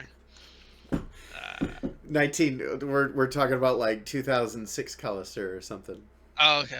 I don't know. I mean, you know, it's hypothetical, whatever. You know. was that poster? Fighters in their prime, and Yeah. Yeah. That's a solid team. I like Fane. I was thinking Fane on red too. Yeah, Fane's I like can't. I just can't put any team together without Fane in it as like the workhorse, because Fane can just like fix a lot of it. Like Fane can cause a lot of damage, and can make up for a lot of other people's mistakes as long as he has time to swing. Like if you give Fane 3 shots, someone's going down. Me and Bino won a 7-man by just being on both sides of Fane. I was on his right, Bino was on his left, and Fane was just in the middle, and he just munched everybody. Hell Yeah. Yeah, you just give that dude time. I think it's so good with an 8-foot. I want to thank Spicy and Bel for joining us today to talk about 4 Horsemen's tournaments. This was super enlightening for me. I'm like pumped. I kind of want to like participate in the next one that I run across. Oh man, maybe you actually not dodge my 4-man one day. Hey, you fought 4-man. We Yeah. fought in the Olympics. Yeah. Yeah, We he lost to left them. me for you. What? There was- No, you left. No. Yeah. Then, The problem was. Wait, problem didn't was I fight? I fought on one of your 4-man. Didn't I You fight with you? had not fought on Still? one of my 4-mans. All right, I not will one. fight. I will This has fight been on like your 4-man. I'm in. I'm in. There's been like 4 events that I like messaged Charlie like weeks in advance because this is what I do going into a 4-man is I just start recruiting people, and like Charlie was like, okay, they dodged me at Olympics, get in, and they're like, okay, I'll be at Winter War, Okay. tournament. I didn't do the 4-man at Geddon, so because I was nervous. That's a fair dodge. I know. Winter At War, I Olympics, wasn't though- gonna do it either, but I was trying to flirt with somebody, so I was like, okay, I'll fight on their At front. Olympics, And that's I dodged fair. you. We already had 3. And it was you and Sevek. We just didn't have room for 2. Yeah, And I wasn't. Yeah. I didn't wasn't dodge gonna you on kick that. out You his- dodged me. And what did I tell you? You should have cut somebody. Well, Probably me, I wasn't honestly. gonna cut- I Probably wasn't gonna me. cut Horse's boy. That would have been rude. That's fair. I've only dodged you 3 times. You dodged me once. I've never dodged you. Yeah, because it was you and Sevek. There was 2 of you. You dodged me. Yeah, but Sevek's always my partner. That's fair. Sevek's All right. always my That's, 2-man partner. that's true. That's true. That's Because it fair. was gonna be Warlords. It was gonna be you 2 and then me and Yeah, I want to make I Warlord. asked Homie first. I wasn't gonna cut him. That would've That's been fair. I legit want to just do a Warlord team every time we go to a tournament or an event and just have all Warlords every time and see if we can just like eke out wins every time with just teams of Warlords The randomly Warlord fighting team together. at Armageddon got obliterated. Obliterated. I was on it. Wasn't I on that team? Yeah. No. There was like Oh yeah, you it were. was a, Yeah, it we was got a 7-man, smoked. and it got destroyed. Yeah. It's because we were all What do you just mean? trying to. We won our first round. What are you talking about? Yeah, but then the next one we got hosed. Yeah, I got obliterated by We Conan lost Bye. to the winners. or That's Eben. fair. No, No, We did lost to EBS. I lost Yeah. EBF. Okay. All right, Fuck fair you enough. I guys. thought y'all lost. You lost photos. No, we lost to That's EBS. really not speaking for the Warlord team there. Oh, We I lost did to- terrible. Yeah. Let me just be, Second place. for the record, I did Second fucking place. awful. We lost to the winning team. That's second place. I don't care how many more rounds there were. It was second place. I've gotten. Third place. Can I just say that I've gotten so many second place wins in tournaments? Then is that true? Because Yeah, that's how I look at it. Thank you guys for joining us. Really appreciate it. And I want to thank everybody for joining us today. I want to thank y'all for putting up with our technical issues at the beginning. We figured it out. Horus, any last words? Go fight in the 4-man. It's not that scary. Get beat up. Go fight. Just do it over and over again. Heck yeah. The more that you do it, the more that the pressure becomes fun and not scary. I still shake the whole time.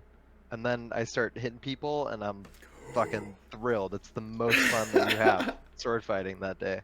Heck yeah. I killed 3 people in one of the fights last 4-man I fought by myself. I was fucking like I was in it. I love it. Just go fight. It's fun. I promise. Heck yeah. It can be scary. Just do it anyway. Horus, are we gonna play some Dark Tide after this? No, I'm sorry. No, it's all right. I have so much to do. It's Christmas time. It never ends. It's all good. I understand. Thanks for joining us today, and remember, be yourself. Don't hide. We'll catch you next time.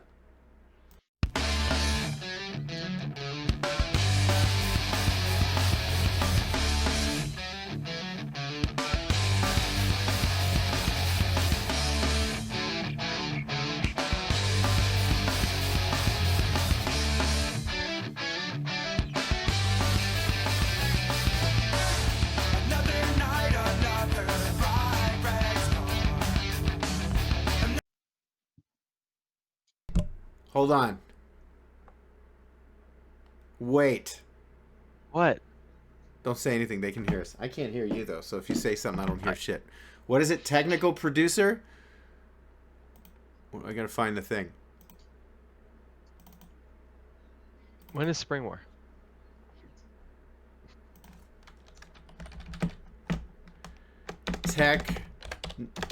Nickel producer. Maybe. That'd be fun.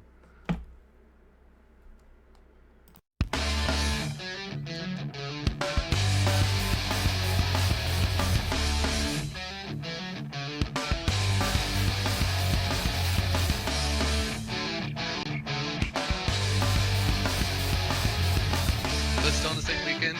Yeah.